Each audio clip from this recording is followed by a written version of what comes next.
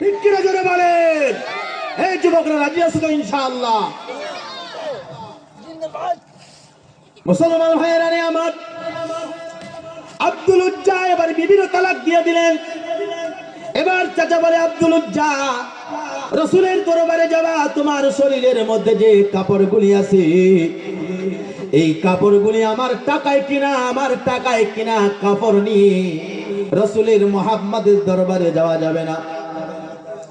আব্দুল উজ্জা বলে, চাচা তাও দিয়ে দিব। একটা একটা করে কাপড় খুলতেছে আব্দুল উজ্জা, কনকন শীত, আর আব্দুল উজ্জা থর থর করে কাঁপতেছে, আর দু চোখের পানি তার গড়াইয়া গড়াইয়া পড়তেছে। চাচা একটা একটা করে কাপড় খুলে নিলেন, শরীরের সমস্ত কাপড়গুলি খুলে নিলেন। আব্দুল উজ্জা 18 বছরের যুবক, কাপড় যখন খুলে পুরো বডিটা উলঙ্গ হয়ে গেল, শরীরে কোনো কাপড় নাই। চাচা এবার চাবুক নিয়ে আব্দুল উজ্জার শরীরের মধ্যে কনকন শীতে পাড়ি দেওয়া শুরু করছে। ঘোড়ারে যেমন করে পিটায়, আব্দুল উজ্জারে এমন ভাবে পিটা শুরু করে দিয়েছে। আব্দুল উজ্জা এবার জমিনে গড়াগড়ি খাইতেছে, আর প্রত্যেকটা চাবুকের বাড়ি থেকে ছিটকে চিমটি চিমটি দিয়ে রক্ত বের হচ্ছে। আব্দুল উজ্জার পুরো বডিটা রক্তে লাল হয়ে গেল। এবার ডাক দিয়ে বলে, চাচা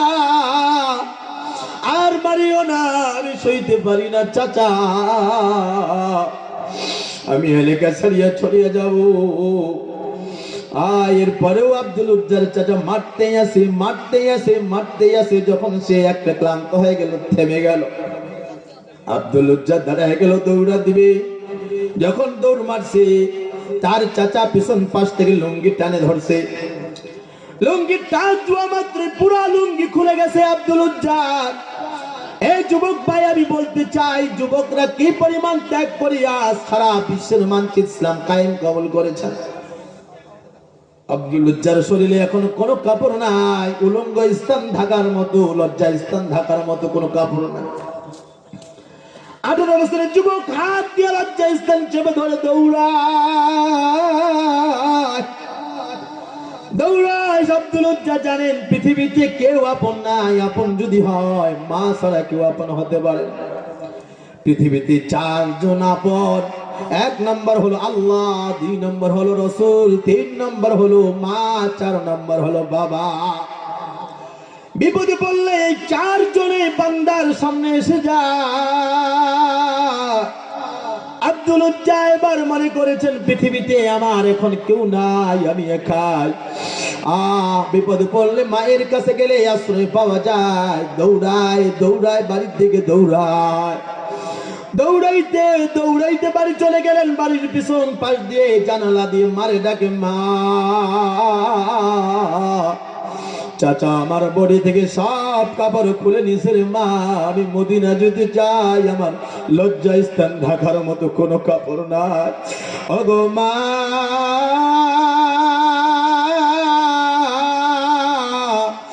আপনি আমার মা, আমি আপনার কাছে এক টুকরা কাপড় চাই,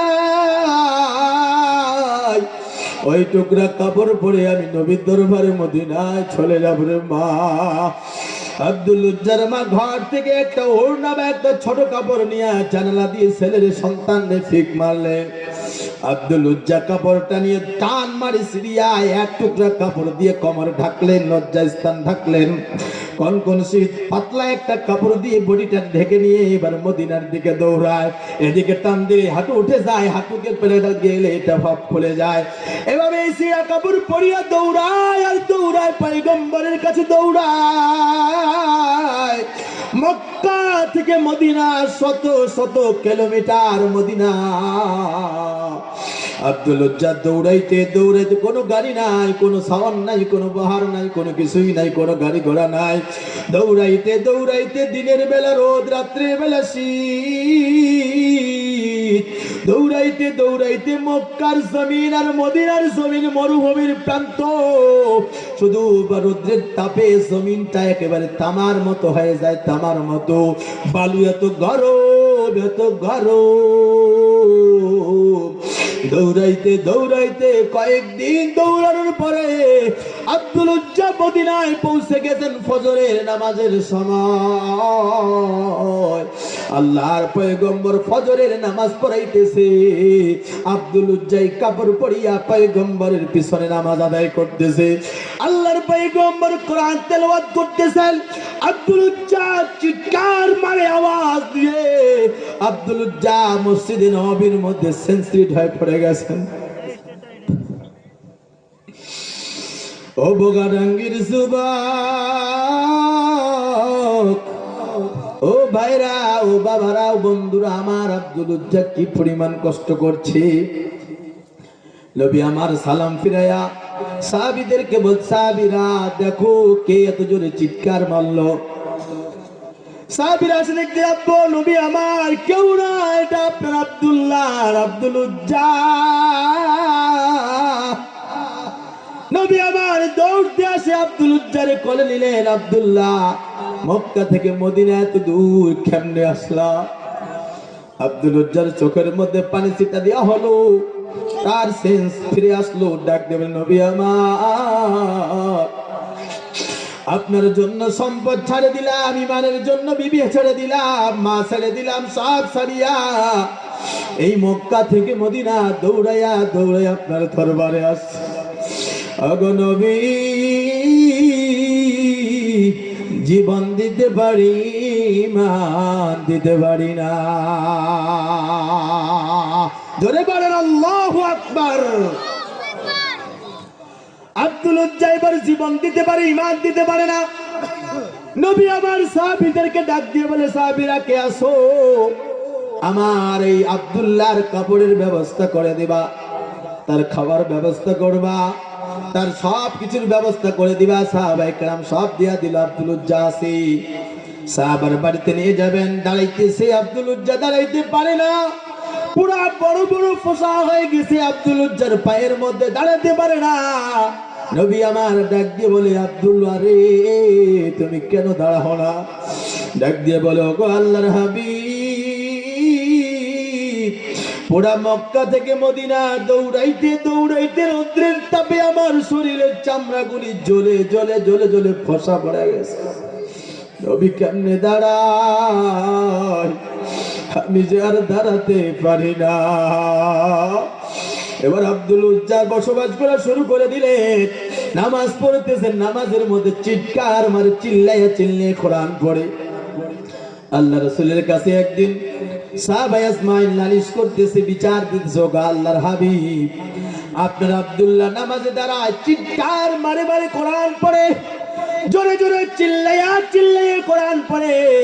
আপনার আব্দুল্লাহর জন্য আমাদের নামাজ পড়তে কষ্ট হয়, কোরআন পড়তে কষ্ট হয়, তেলাওয়াত করতে কষ্ট হয়। নবী আমার ডাক দিয়ে বলে, আমার সাহাবীরা তোমরা বুঝবা না, আমার আব্দুল্লাহর বাবা নাই, মা নাই, কিছু নাই, কিছু নাই। ও যখন কোরআন তেলাওয়াত করে আমার মালিকের সঙ্গে কথা বলে, আমার আল্লাহর সঙ্গে কথা বলে।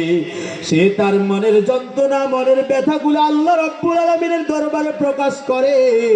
এজন্য তোমরা কেউ আমার আব্দুল্লাহরে বাধা দিবা না। কিছুদিন পরে আব্দুল্লাহ অসুস্থ হয়ে পড়ে গেলে নবী আব্দুল্লাহর কোলের মধ্যে নিয়ে কথাবার্তা বলতেছেন। নবীর উরুর মধ্যে আব্দুল্লাহ মাথা দিছে। এবার ডাক দিয়ে বলে, ওগো নবী, মা হারাইছে কোনো দুঃখ নাই, সম্পদ হারাইছি কোনো দুঃখ নাই, বিবি হারাইছি কোনো দুঃখ নাই, আমি আপনারে পায়া গেছি। জোরে বলেন সুবহানাল্লাহ।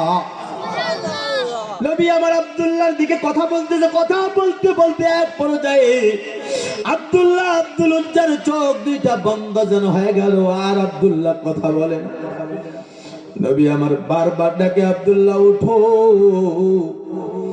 দেখে আব্দুল্লাহর কথা বলে না। নবী সাহাবীদেরকে বললেন, সাহাবীরা আমার আব্দুল্লাহর কথা বলবে না, আমার আব্দুল্লাহর না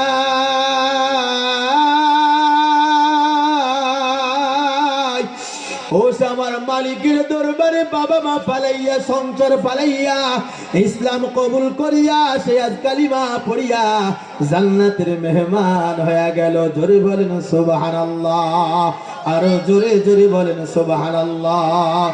মুসলমান ভাইরা রে আমার, ও বগাডাঙ্গির যুবক ভাইরা, এবার আব্দুল উজ্জারে সাহাবায়ে কেরামদেরকে আল্লাহর পয়গম্বর বলেন, সাহাবীরা আমার আব্দুল্লাহরে গোসল দাও আর আমার পাঞ্জাবি দিয়া তার কি কাফন দাও। আল্লাহর পয়গম্বর পাঞ্জাবি দিলেন, সাহাবীরা আফসোস করতে, হায় হায় হায় আব্দুল উজ্জার এত কপাল ভালো, এত কপাল ভালো, এত কপাল ভালো। আব্দুল উজ্জা পয়গম্বরের পাঞ্জাবি পাওয়া গেল কেন? ও সব ছাড়িয়া নিজের পরনের কাপড় ফালাইয়া শুধু কাপড়, খালি কাপড়ে দৌড়াইয়া দৌড়াইয়া যখন মদিনার মধ্যে রাসূলের দরবারে আসলেন, আল্লাহ রাসূলের পাঞ্জাবি আব্দুল উজ্জা পাওয়া গেলেন। সাহাবীদেরকে বল, সাহাবীরা তোমরা গোসল দাও। আল্লাহর পয়গম্বরের কথায় সাহাবীরা আব্দুল উজ্জার গোসল দিলেন, পাঞ্জাবি দিয়ে দাফন দিলেন। দেওয়ার পরে পয়গম্বর বলে, সাহাবীরা তোমরা কেউ আমার আব্দুল্লাহর কবরে নামবা না, আমি স্বয়ং মুহাম্মদুর রাসূলুল্লাহ, আমি আব্দুল্লাহর কবরে নিজে নামিয়া তারে আমি কবরে শোয়া রাখব। জোরে বলেন সুবহানাল্লাহ। এরকম কপাল হতে পারে ভাই? এরকম কপাল আছে? কিসের কারণে? ইমানের কারণে। কিসের কারণে? ইমান বড় দৌলত। এজন্য যদি আগামী দিনে এই পঞ্চগড়ের জমিনে যদি আবার এই পঞ্চগড়ের কাদিয়ানীরা সারানা জলসা করতে চায়, যদি কোন প্রকার আবার কোন মজমা করতে চায়, পঞ্চগড়ের যুবকদেরকে ঐক্যবদ্ধ হয়ে পঞ্চগড়ের জমিনে কাদিয়ানীদেরকে উৎখাত করার জন্য এক হয়ে ময়দানে ঝাঁপে পড়তে হবে। ঠিক কিনা জোরে বলে? ঠিক কিনা জোরে বলে? যেমন করে আব্দুল উজ্জা ইমানের কারণে জান্নাতের মেহমান হয়ে গেল, আজও যদি আমরা এই পঞ্চগড়ের যুবকরা ঐক্যবদ্ধ হয়ে কাদিয়ানীদেরকে রুখতে পারি, তাহলে পঞ্চগড়ের জমিন কাদিয়ানী মুক্ত জমিন হবে। ঠিক কিনা জোরে বলেন? যারা আমার রসুলকে মানে না, আমার নবীকে মানে না, আমার পয়গম্বরকে মানে না, এরা বলে গোলাম আহমদ কাদিয়ানীকে নবী মানে। সুতরাং আমরা পঞ্চগড়ের মানুষ, আমরা আমার রসুলকে ভালোবাসি, আমরা আল্লাহকে ভালোবাসি। যারা রসুলকে মানে না, আমরা বলি তোমাদের থাকার কোনো জায়গা নাই। কেন? তোমরা আমার রসুলকে মানো না। এই জমিনে হিন্দুরা থাকে, বৌদ্ধরা থাকে, খ্রিস্টানরা থাকে, ইহুদিরা থাকে, আমরা তাদেরকে বাধা দেই না। আমরা বলি তোমরাও থাকো, কিন্তু মুসলমানের নামে থাকতে পারবা না। কেন? মুসলমান আমার নবী, বিশ্ব নবী জনাবে মুহাম্মদ রাসূলুল্লাহকে নবী হিসেবে মানে, গোলাম আহমদ কাদিয়ানীকে মুসলমান নবী মানতে পারে না, পারে না, পারে না। ঠিক কিনা জোরে বলে? এজন্য যুবকদেরকে ঐক্যবদ্ধ হতে হবে। কি বলেন যুবক ভাইরা? আমার আল্লাহর পয়গম্বর কবরে নামাইলেন, নামানোর পরে আল্লাহর পয়গম্বর আব্দুল উজ্জার এবার মুখের মুষ্টি খুলে দিলেন। দেওয়ার পরে আকাশের দিকে হাত তুলায় সাহাবীদেরকে সাক্ষী রেখিয়া পয়গম্বর ডাক দিয়ে বলে, আমার আব্দুল্লাহ জান্নাতি, আমার আব্দুল্লাহ জান্নাতি, আমার আব্দুল্লাহ জান্নাতি। জোরে বলেন সুবহানাল্লাহ। সাহাবীরা কান্নার ওল পড়ে গেল। আহ, আব্দুল উজ্জার কপাল কত ভালো! আল্লাহর পয়গম্বর সুতরাং আব্দুল্লাহর জান্নাতের সার্টিফিকেট দিয়ে দিলেন। পৃথিবীর কোনো মানুষ নয়, পৃথিবীর কোনো ব্যক্তি নয়, এটা সাধারণ কোনো ব্যক্তি নয়, এটা হলো বিশ্ব নবী জনাবে মুহাম্মদ রাসূলুল্লাহ সাল্লাল্লাহু আলাইহি সাল্লাম আব্দুল্লাহর জান্নাতের সার্টিফিকেট দিয়ে দিলেন। সুতরাং আজ যদি যুবকরা পাক্কা ঈমান হতে পারে, পাক্কা ঈমানদার হতে পারে, আব্দুল্লাহর সঙ্গে কাল কিয়ামতের ময়দানে জান্নাতের মেহমান হয়ে যাবে। কেন? আজ এই বগাডাঙ্গির যুবকরা পারতো গানের মজমা করতে, পারতো যাত্রার মজমা করতে, পারতো সার্কাস করতে, পারতো অনেক ঢোল তবলা বাজাইয়া বাজাইয়া মানুষের ঘুম হারাম করতে, কিন্তু যুবকরা তা করে নাই। যুবকরা চাইছে এলাকার মানুষরা কোরআন হাদিসের বয়ান শুনবে, যুবকরা চাইছে এলাকার মা বোনেরা বয়ান শুনবে। পিকনিকের দরকার নাই, সার্কাসের দরকার নাই, যাত্রার দরকার নাই। যদি করতে হয় ওয়াজের মাহফিল করতে হবে, এখানে মানুষ হেদায়েত হবে। আর কিয়ামতের ময়দানে এই যুবকদেরকে সঙ্গে নিয়ে সমস্ত ব্যক্তিরা জান্নাতে চলে যাবে। এই জন্য ধন্যবাদ জানাই এলাকার যুবকদেরকে। আমার মত থেকে দোয়া থাকলো, আমিও যুবক, তুমিও যুবক। কেন? আজ সারা বাংলায় ঘুরে ঘুরে বয়ান করি, শুধু যুবকদের কথাই বলি। আরেক যুবকের কথা বলে যায়, দুইজন যুবক সফর করতেছে, সফর করতে করতে করতে করতে মরুভূমির প্রান্ত পার হইতেছে, হাঁটতে হাঁটতে ক্লান্ত হয়ে গেলেন। এমন সময় দুইজন যুবক এক গাছের তলের মধ্যে আশ্রয় নিলেন। আশ্রয় নেওয়ার পরে দুইজন বন্ধুকে বল, বন্ধু রে তোমরা এখন কি করো? বন্ধু এখন তো এখানে আছি, এই মরুভূমির প্রান্তে খাওয়া দাওয়া করা লাগবে, সুতরাং আমরা দুইজনের মধ্যে থেকে একজন রান্না করা লাগবে, তাহলে আমরা খাবো কি? দুই বন্ধুর সিদ্ধান্ত হয়ে গেল, একজন বন্ধু তার সামানা বিছাইয়া বিশ্রাম নিতেছে, আরেকজন বন্ধু রান্না করতেছে, কোনো খড়ি নাই। এই ব্যক্তি দেখতেছে শুয়ে থাকা ব্যক্তি, বিশ্রাম নেওয়া ব্যক্তি, যেই যুবক রান্না বান্না করতেছে, কোনো খড়ি নাই, হাতটা চুলার মধ্যে ঢুকায় দেয়, দাউ দাউ করে আগুন জ্বলে, যুবকের একটা পশম জ্বলে না। জোরে বলেন সুবহানাল্লাহ, আরো জোরে জোরে বলেন সুবহানাল্লাহ। হাত ঢুকায় দিতেছে, চুলা জ্বলতেছে, দাউ দাউ করে জ্বলতেছে, কিন্তু যুবকের একটা পশম জ্বলে না। বলবো যুবক ভাইরা, বলবো কি বলবো, মন খারাপ। আমার জীবনের প্রথম এরকম মাহফিল করতেছি, সারা বাংলায় ওয়াজ করি, বয়ান করি। গতদিন নীলফামারীতে বয়ান করে আসছি, রাত 3টার সময় পঞ্চগড় ঢুকছি। আর আপনার এলাকার মানুষ পঞ্চগড়ের ছেলে, আমি কি অবস্থায় মাঠে যারা আয়োজন করলো, তাদের দুঃখ থাকার জায়গা থাকবে? ভবিষ্যতে এরকম আয়োজন করবে? আপনারা তো সারা দেন না। এলাকার মানুষ সবাই, মসজিদের মুসল্লিরা যদি আসতো, এরকম প্যান্ডেল ভর্তি হয়ে যেত। কি বলেন সভাপতি, কি বলেন? রাস্তায় ঘুরে বেড়াইতেছে, বাগান চাপাইতেছে মাহফিলে। যুবক ব্যক্তি রান্না বান্না হয়ে গেল, খাওয়া দাওয়ার পরে এই শুয়ে থাকা যুবক এই বন্ধুকে প্রশ্ন করে, বন্ধু আজকে এমন একটা জিনিস দেখলাম, ও বন্ধু তুমি আজকে এই প্রশ্নের জবাব আমার দিবানি? হ্যাঁ দেব।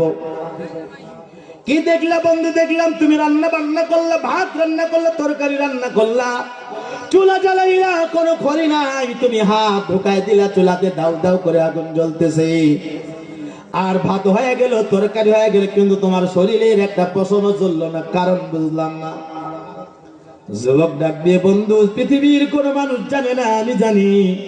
তুমি যেহেতু দেখে ফেলাইছো, তাহলে তোমারে বলি যুবক ভাই, এটা আসলে আমার কোনো কুদরতি খেলা না, কোনো কারিশমা না, এটা একজন আল্লাহর দোয়া। জোরে বলেন সুবহানাল্লাহ, আরো জোরে বলেন সুবহানাল্লাহ। বলে এটা সাধারণ কোনো কিছু না, একজন আল্লাহওয়ালা মহিলার দোয়া। সে দোয়া করেছে, আল্লাহ এই যুবক তো দুনিয়ার পৃথিবীতে কিয়ামতের ময়দানে জাহান্নামের আগুনে জ্বলা তো দূরের কথা, পৃথিবীর আগুনে যেন তার শরীর না পড়ে। এবার এই যুবক বলছে, বন্ধু তাহলে এই কারিশমা আমার শোনার দরকার। কি এমন দোয়া করেছে, কোন আল্লাহ বলা দোয়া করেছে, যার দোয়ার বদলে তোমার দুনিয়ার আগুনেও জ্বলে না, তাহলে জাহান্নামের আগুন তো জ্বলবেই না, তুমি জান্নাতি। জোরে বলেন সুবহানাল্লাহ। বন্ধু যখন শুনতে চাইছে, বন্ধু জবাব দেয়, হে বন্ধু আমি আসলে খারাপ মানুষ ছিলাম, আমি ছিলাম মদারু সুদারু গাজারু তাসারু, আমি জোয়ারু ছিলাম, আমি সমাজের মধ্যে একেবারে নিকৃষ্টতম একজন ব্যক্তি ছিলাম। আমার বাবা ছিল এলাকার ধনী মানুষ, আমার বাড়ির পাশে ছিল একজন হাফেজের বাড়ি, তার একটা সুন্দরী রূপসী মেয়ে ছিল। আমি একদিন তিনতলার উপরে উঠছি, ওই পদ্মানিসি মেয়ে দেখছি, সে বাড়ির আঙ্গিনার মধ্যে কাপড় নাড়ে দিতেছে, কাপড়। আর আমি একজন খারাপ ব্যক্তি, আমি আমার বাবার ওই মেয়েকে দেখিয়া আমি আমার চোখ আটকাইতে পারি নাই, তাকে বিবাহ করার জন্য আমার মনটা একেবারে উতালা হয়ে গেছে। আমার বাবা ছিল এলাকার ধনী ব্যক্তি, আমি আমার আব্বাকে দিয়ে বললাম, বাবা আমি মদ খাই, গাঁজা খাই, হিরোইন খাই, পেন্সিল খাই, ইয়াবা খাই, আমি সমাজের খারাপ ব্যক্তি, আমার যদি ভালো করতে চাও ওই ইমাম সাহেবের মেয়ের সঙ্গে আমার বিবাহ দেওয়া লাগবে, তার মেয়ে আমার বড় পছন্দ, তুমি যদি তার সঙ্গে আমার বিবাহ দাও তাহলে আমি আমারে ভালো বানাইতে পারবা। দেখেন না সমাজে কিছু যুবক যখন একেবারে খারাপ হয়ে যায়, একেবারেই খারাপ, বাবা মা তাকে ভালো করতে পারে না, তখন বাবা এবং মা সিদ্ধান্ত নেয় যে একে বিয়া না দিলে আর হবে না। কি একে কি করতে হবে? বিয়ে দিতে হবে। তাহলে এই বৌমা আসে লাগাম টান দিবে, এই পাশে আসবে আর এই পাশে যাবে। এখনকার বৌমা তো তাই করে। এই বিয়ে করে নিয়ে আসছে, 1 মাস হয়েছে, 2 মাসের মা টান দেওয়া শুরু করছে, তোমার বাবার সঙ্গে থাকা যাবে না, আমাদের ভবিষ্যৎ আছে, ছেলে আসবে, মেয়ে আসবে, তুমি যদি তোমার ইনকাম সব তোমার বাবা মারে খাওয়াই ফেলাও, আমার ছেলেটা তখন কি করবে, আমার মেয়েটা তখন কি করবে? যুবক মনে, হ্যাঁ তুমি তো বাইরে যাও, তোমার মা সারাদিন আমার জ্বালায়, ঝগড়া আর ঝগড়া, তোমার বাবা আমারে দেখতে পারে না, এত বড় ফ্যামিলির কাপড় চোপড় আমি ধুইতে পারি নাকি, এতগুলো রান্না করতে পারে নাকি? এই কথা শুনিয়া যুবক এখন বলে, হ্যাঁ তলে তলে এখন আলাদা। এই এদিকে নাই, কোন দিন যে আলাদা হয়েছে ওর বাবাও জানে না, মাও জানে না। দেখে যে হাড়ি পাতা আলাদা হয়ে গেছে, কি রে মুই আলাদা খাওয়া চাহাছো। এরকম যুবক আছে না নাই? এই যুবক, তোমার বাবা তোমার মা তোমার জন্য হলো মক্কা মদিনা। আল্লাহ রাসূল বলেন, রিজার রব্বি ফি রিজাল ওয়ালিদি ওয়া সাকাতা রব্বি ফি সাকাতাল ওয়ালিদ। বাবা মা খুশি তো আল্লাহর আরশ খুশি, বাবা মা বেজার তো আল্লাহর আরশ বেজার। যেই সংসারের মধ্যে মা এবং বাবার ভাত হয় না, ওই সংসারের মধ্যে বরকত হয় না। কোটি টাকা ইনকাম করলে বরকত নাই, বরকত নাই। যেই সংসারের মধ্যে বাবা মার ভাত হয়, দিন দিন ওই সংসার উন্নতি হইতে থাকে, উন্নতি হইতে থাকে। সাহাবা জিজ্ঞাসা করে, আল্লাহর পয়গম্বর কার খেদমত করলো? তোর তোমার মা, তারপর কার তোমার মা, তারপর কার তোমার মার, তারপর কার তোমার মার, এরপর কার তোমার বাবার। কেন? তোমার মা তোমার বাবা হলো মক্কা মদিনা।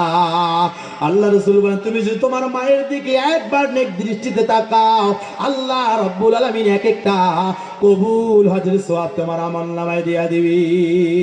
জোরে বলেন সুবহানাল্লাহ। সাহাবী বলে, আল্লাহর হাবিব, আমি যদি 100 বার তাকাই কি হবে? আল্লাহর পয়গম্বর বলে, তুমি যদি তোমার মায়ের দিকে বাবার দিকে 100 বার তাকাইতে পারো, আল্লাহ রাব্বুল আলামিন তোমাকে 100 কবুল হজের সওয়াব তোমার আমলনামায় দিয়ে দিবে। জোরে বলেন সুবহানাল্লাহ। এই যুবক, তুমি বিপদে পড়েছো, একটা আপেল বাজার থেকে কিনে নিয়ে আসে আম্মা জানের হাতের মধ্যে দিয়া বলবে, মা আমি ভুল করেছি, আমি বেয়াদবি করে, তুমি আমারে মাফ করে দাও। মা সঙ্গে সঙ্গে মাথা এভাবে কি করবে, আসমানিশ করে বলবে, বাবা আমি এতদিন অপেক্ষায় ছিলাম, তুমি আমারে মা ডাকো না, আমি মা যে সইতে পারি না, তুই যখন আমারে মা বলিয়া ডাক দিলি, মনে হয় পুরা পৃথিবীর শান্তি আমি মায়ের কলিজায়।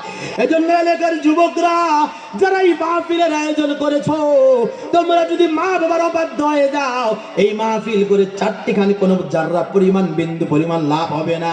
এই মাহফিলের আগে তোমার মা এবং বাবা, মায়ের খেদমত করো, বাবার খেদমত করো, মায়ের কাছে দোয়া নাও, বাবার কাছে দোয়া নাও।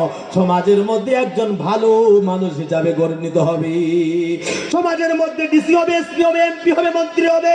তোমার মা যদি দোয়া করে এমন হতে পারে মক্কা শরীফের ইমামও হতে পারো। কেন? তোমার মায়ের যদি দোয়া দেয়, মায়ের দোয়ায় মক্কার ইমাম হওয়া যায়। ঠিক কিনা জোরে বলো। এমন সব আছে না না এলাকায়? মা বাবাকে দেখে না? নাই? হ্যাঁ আছে। মা বাবা এমন এক জিনিস, যার মা নাই তারে জিজ্ঞাসা করে দেখো মা কি জিনিস। বাবারে জিজ্ঞাসা করো, যার বাবা নাই তারে জিজ্ঞাসা করো। আমি জন্মের পরে বাবা হারাইছি, আমি জানি বাবা কি জিনিস। আমার জন্মের পরে আমি আব্বা বলে ডাক দিতে পারি নাই। কতবার দোয়া করছি, আল্লাহ আমি যেন আমার আব্বার একটা স্বপ্নেও দেখি, স্বপ্নে দেখাইও আল্লাহ। তারপরে জিজ্ঞাসা করবো, আব্বা তুমি কেমন আছো? কিন্তু আজও স্বপ্নে দেখতে পারি নাই। বাবা এমন এক জিনিস, মাদ্রাসায় পড়তাম, কত মানুষের, কত সন্তান ছেলের, কত ছাত্রের বাবা আসতো, আমি ফেল ফেল তাকাইয়ে থাকতাম, হায় বাবা তুমি যদি থাকতা, তুমি একদিন হলে আসতা। তো বাবা এমন অমূল্য ধন, বাজারে যায় পকেটে 5টা টাকা আছে, চা খাইতে বসলে তো টাকাটা বের করছে যে আমার মালিকের জন্য লজেস নিয়ে যাওয়া লাগবে। বাবা আর চা খায় না, সঙ্গে সঙ্গে হোটেলতে উঠে আসিয়া ওই সন্তানের জন্য একটা চিপস আর পটেটো নিয়ে আসে। বাজারে বাড়িতে আসে দেখে মানিক ঘুমাইছে। বাবা বাচ্চারে না খাওয়াইয়া ঘুমায় না, বাবা ওঠো তোমার জন্য চিপস নিয়ে আসছি। এবার বাবাই ডাকে আর সন্তানের মুখে তুলে দেয়। বিবি জিজ্ঞাসা করে তুমি না 10টা টাকা বাঁচিয়েছো, চা খাইতে পারো নাই? তো বলছে আমি চা খাবো কেমনে, চা খাইতে বসছি তো আমার এই মানিকের কথা আমার মনে পড়ছে, আমি চা খাইতে বসছি রে বিবি, কিন্তু আমার বাচ্চারা বাজারে যাওয়ার সময় বলছে আমার জন্য চিপস নিয়ে আসিও। পকেটে হাতায় দেখেন আর কোনো টাকা না, 10টা টাকা মাত্র পকেটের মধ্যে। এই 10টা টাকা যদি আমি খাই আমার বাবাই কি খাবে? এজন্য এই পটেটোটা নিয়ে আমার বাবার মুখে তুলে দাও, আমার বাবা খাইলে আমার খাওয়া হয়ে যাবে। আরে যুবক ভাই,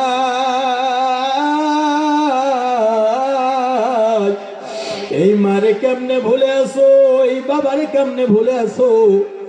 স্বার্থ যতদিন আছে বিবি ততদিন আছে, স্বার্থ ভুলাইয়া যাবে বিবি চলে যাবে। কত ছেলে বিদেশ থেকে টাকা পাঠায়, বিবির অ্যাকাউন্টে পাঠায়, বিবি সব ভোগ করে কিন্তু তলে তলে প্রক্রিয়া করে। স্বামী যখন আসার সময় হয় বিবি আরেকজনের হাত ধরিয়া পালায় যায়, এমন ঘটনা বুঝি ঘটে না। কিন্তু তোমার মা তোমার বাবা পৃথিবীর মধ্যে আপন। তুমি যতই বিপদের মধ্যে পড়ো না কেন, মেডিকেলের গ্রেড বেডের মধ্যে যদি গড়াগড়ি খাও, দেখবা তোমার বাবা তোমার মা সারা রাত তোমার শিয়রে বৈশা বৈশা। মালিকের যখন সবাই ঘুমায়, তোমার মা শাড়ির আঁচল পাতাইয়া যায় নামাজ বিছাইয়া মালিকের কাছে ভিক্ষা চায় আর বলো গো আল্লাহ, জানের বদল জান দিব, আমার মানিক রে নিও না। প্রয়োজনে একটা ছাগল দিব, একটা গরু মসজিদে দান করবো, মাদ্রাসায় দিব, আমার বাবারে তুমি নিও না। মা সারা রাত সেজদায় পড়িয়া পড়িয়া দোয়া করে সারা বাংলাদেশ ঘুরিয়া আমার যে আমল, আমার যে এলেমের চাইতে বড় এলেম এই মজমার মধ্যে আছে, আমি একজন মূর্খ সূর্খ মানুষ, সারা বাংলায় ঘুরি সব আমার মায়ের আর ওস্তাদের দোয়া। বাড়িতে আসতাম দেখতাম পাশের ঘরে ঘুমাইতাম, মা তাহাজ্জুদের সময় উঠিয়া হাত খানা তুলিয়া মালিকের কাছে বলতো আল্লাহ আমার জমির উদ্দিনে তুমি কবুল করো, আল্লাহ তুমি আমার জমির উদ্দিনের কবুল করো। তার বাবা নাই, আমি এখন বুঝি আমার মায়ের দোয়ায় সারা বাংলায় ঘুরায়। ও বগাডাঙ্গির যুবক ভাইরা, ও বগাডাঙ্গির যুবক ভাইরা, ও পর্দার আড়ালের মা, কখনো বাড়ির স্বামীর বাড়িতে আসিয়া পাতিল আলাদা করবা না, কারণ তুমি যদি একদিন বুড়ি মা হয়ে যাবা, তুমি একদিন বুড়ি হয়ে যাবা, আজকে যুবতী একদিন বুড়ি হয়ে যাবা, সেদিন দেখবা তোমার ছেলেও তোমার দেখবে না, তোমার মেয়েও তোমার দেখবে না, তুমি রাস্তায় রাস্তায় ঘুরবা, ভাতের মুঠো পাবা না। কেন? তুমি তোমার শাশুড়ির খেদমত করো নাই। এজন্য এলাকায় যেহেতু আসছি আমি পঞ্চগড়ের ছেলে আম্মাজান, আমি হাতেও ধরিয়া গেলাম, পায়েও ধরিয়া গেলাম, খবরদার শ্বশুর শাশুড়ির পাতিল আলাদা করবেন না, যতটুকু স্বার্থ এতটুকু খাওয়াবেন, স্বার্থ অনুযায়ী খাওয়াবেন। কেন? আপনি একদিন বুড়ি হয়ে যাবেন। আপনি যদি আজকে আপনার শ্বশুর শাশুড়ির খাওয়ার খেদমত করেন, আপনি যখন বুড়ি হবেন আপনার খেদমত করার জন্য আল্লাহ রব্বুল আলামিন এমন সন্তান দিয়া দিবে, যেই সন্তান আপনাকে মাথার চান্দির উপরে উঠা রাখবে, যারা পরিমাণ কষ্ট নিতে আপনারে দিবে না। ঠিক কিনা জোরে বলো। এবার ওই যুবক বলে হ্যাঁ যদি শুনতে চাও, আমার আব্বারে বললাম বারবার প্রস্তাব পাঠান, মেয়ে রাজি হয় না কেন, আমি মদারু সুদারু গাজারি তাসারু। হঠাৎ মসজিদের ইমাম সাহেব একজন আলিমের সঙ্গে তার বিবাহ দিয়ে গেলে আমার আফসোস, আমি আরো খারাপ হয়ে গেলাম, আরো খারাপ। কেন? আমি ওই মেরে পাইলাম না। এবার হঠাৎ দেখা গেল ওই দেশের মধ্যে দীর্ঘদিন থেকে বৃষ্টি হয় না, অনাবৃষ্টি, কোনো ফসল নাই, কোনো কিছুই নাই। যেই দেশের মধ্যে ওই মেয়ের বিবাহ হয়েছে, আমার বাবা আমারে ত্রাণ দেওয়ার জন্য পাঠাইলো, আমি ত্রাণ দেওয়ার জন্য দেশে গেলাম। সবাই লাইন ধরে ধরে ত্রাণ নিতেছে, সর্বশেষ পিছনে একটা মেয়ে, যেই মেয়ে আমি ভালোবাসি, 3টা বাচ্চা নিয়ে লাইনের মধ্যে দাঁড়াইছে। আমি এবার যুবতীরে দেখা পালাইছি, ওই যুবতী তো ওই যুবতী যারে আমি পছন্দ করতাম, সে আমার বিবাহে রাজি হয় নাই।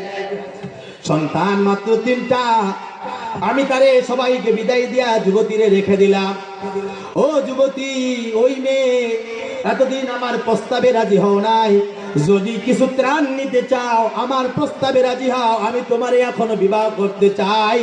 আজ তুমি ত্রাণ নেওয়ার জন্য আসো, না খেয়ে কত মা মানুষ মারা যায়। তোমার বাচ্চাদের দিকে তাকাও, এই ছোট ছোট বাচ্চাদের পেট আর পিঠ এক জায়গায় হয়ে গেছে, খাওয়া নাই দাওয়া নাই, তুমি একটু আমার প্রস্তাবে রাজি হও। যুবতী ডাক দিয়ে বলে, যুবক, জীবন দিতে পারি, ঈমান দিতে পারি না। প্রয়োজনে না খেয়ে মারা যাব, তারপর তোমার কাছে আমার সতীত্ব বিক্রি করব না। ও যুবক, আজ কয়েকদিন হয়ে যায়, কয়েক মাস হয়ে যায় আমার স্বামীটা মারা গেছে। এই 3টা বাচ্চা সপ্তাহ না খেয়ে থাকে, পানি খায়। আজ বিরক্ত ছিল, আম্মা অমুক এলাকায় ত্রাণ দিতেছি, তুমিও যাও না মা, আমরাও যাই, একটু দাঁড়াই। আমরা যদি কিছু ত্রাণ পাই তাহলে তুমি আমাদের খাওয়াইয়া বাঁচাইতে পারবা, নচেত পারবা না। এই জন্য আসছি এই লাইনের মধ্যে দাঁড়ানোর জন্য।